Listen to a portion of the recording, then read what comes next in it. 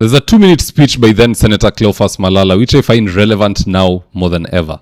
Just listening to this 2-minute monologue by Malala before we proceed. If you have elected 47 senators to represent counties, which constituencies clustered together are counties. So if you've elected Cleophas Malala to represent the county of Kakamega, what business do you have to elect 12 other people to come and represent Kakamega County?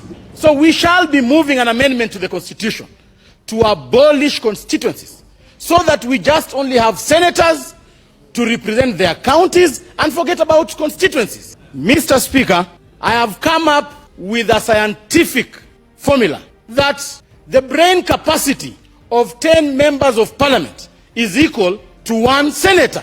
Order, Senator. Order, Senator. Mr. Speaker, it is scientific. Order. It is Order, I Senator. can prove. Order. Proceed.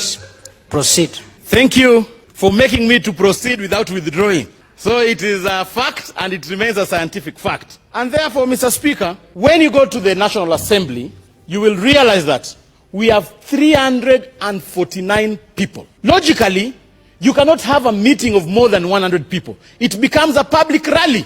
The National Assembly is a public rally. You cannot have a logical discussion with 349 people seated in one room. So, Mr. Speaker, I will want to ask and advise the members of the National Assembly that fall from ignorance and you shall rise to reason. Thank you. Now in this video, I want us to highlight some of the reasons why Parliament should be disbanded forever and we just remain with the Senate. And so with no further ado, let's get after it. Number 1, most of our MPs are obsolete and useless. How do I know this? I know this because they don't even go to Parliament, which is their place of work. Just listening to the misguided Oscar Sudi bragging about his absenteeism. Mimi siendagi bunge. Mimi nangu tafuta mimi mkarabati najua ile vitu nafanya. So kama wewe unaenda kunywa chai bunge na fitina alafu unasema ati Sudi anatoa pesa mingi. Usikiangi kila siku nimepanda ndege nimeenda Tanzania, nimeenda wapi, nimeenda kwani nafikiri nimeenda kutafuta mawe. Muache ujinga bwana, muache upuzi. Muache upuzi. Na bado nitafanya na nitaendelea. So why then should we continue having a National Assembly if this is how our MPs behave? Scrap that damn thing. Put it in the bin. Second reason why MPs should be disbanded is the fact that they are the most corrupt politicians in Kenya. Far more corrupt than governors. Literally every committee in parliament is a chance to eat. Every finance bill, every impeachment is also a chance to eat. There is nothing in parliament that does not come part and parcel with eating. And they brag about it openly. In fact, here's Silvana Sosoro, the majority whip of UDA, bragging about how he can buy Kenyans and how every MP has to give him something before they go for foreign trips. Just listening to this. Hata nyinyi wote mkitulia hii uwanja mko wachache, bila panganga na hivi hapa watu wanakula 200 wakienda.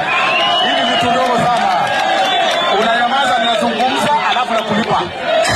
Unanyamaza na uzungumza alafu nakulipa. Ama namna gani wa mama kule? Ukitulia nyinyi wote, hii malipo iko. Mimi nimekuwa bunge sasa siku nyingi na nimetengeneza kitu ya kutosha.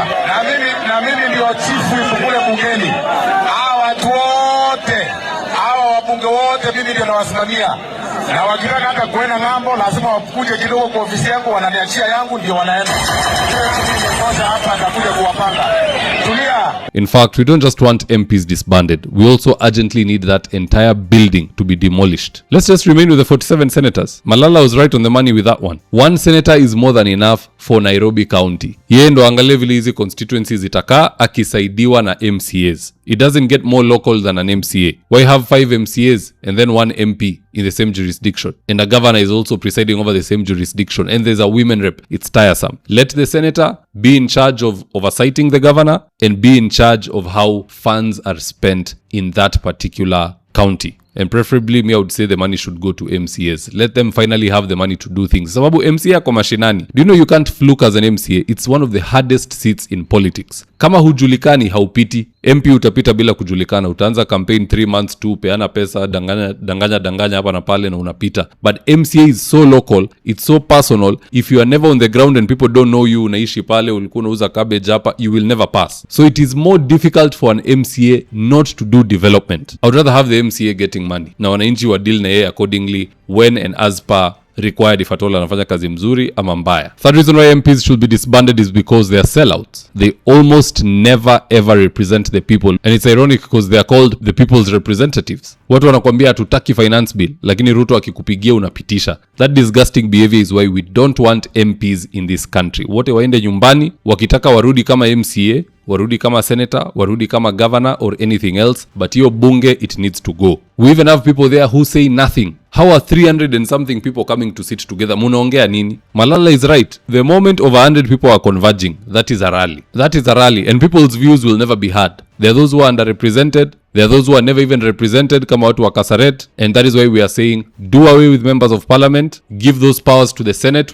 47 senators is doable. In fact, it's much better for us in terms of salaries. Kulipa watu 47 is better than kulipa watu 357. Na bado wanataka kuvunja constituencies wakiongeza wafike 400. But anyway, that's just my take, guys. Perhaps I'm wrong. Do drop me your own comments in the comment section below. I'll do best to read them and to give you a response. So with that, here today's ads of the day. If you're still managing rentals using notebooks and caretakers, see how Joel Karangu Minor switched to a system that runs his 76 units automatically. Every month, caretakers traveled to his office with handwritten records. Balancing the math took hours. Payments never merged and tenants never got receipts. Then Joel switched to Bomahat, Kenya's award-winning property management software. Now payments update automatically, receipts go out via SMS, and every report is just one click away. He now runs all 76 units from his phone. No chaos, no confusion. Join hundreds of landlords doing the same. For more information, please call 0717-512-483 or visit www.bomahat.com. If you're in need of electrical wiring, solar installation, or electrical fittings such as strip lights, snake lights, downlighters, or chandeliers, contact Engineer Wycliffe at 0707-476602 and he'll get your house dapped up.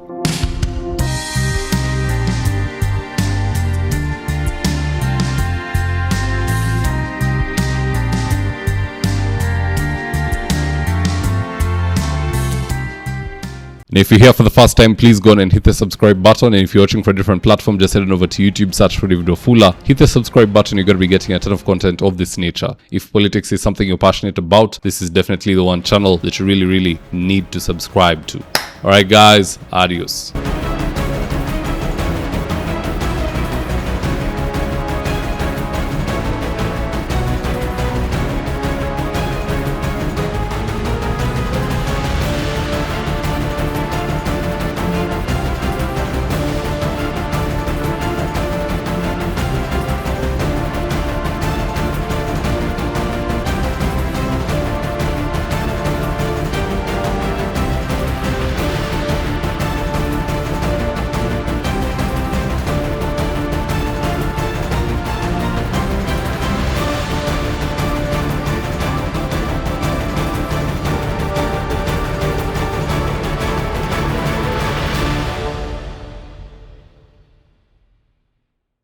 Thank you for choosing David Wafula as your primary news platform. We put countless hours in research, recording, and editing. By showing up each and every day to watch our videos, you encourage us to generate more videos for the viewers. We are on a mission to inform, educate, and build a better tomorrow. To our thousands of followers in a world full of presidents, kings, and queens, you are the real gem. Adios.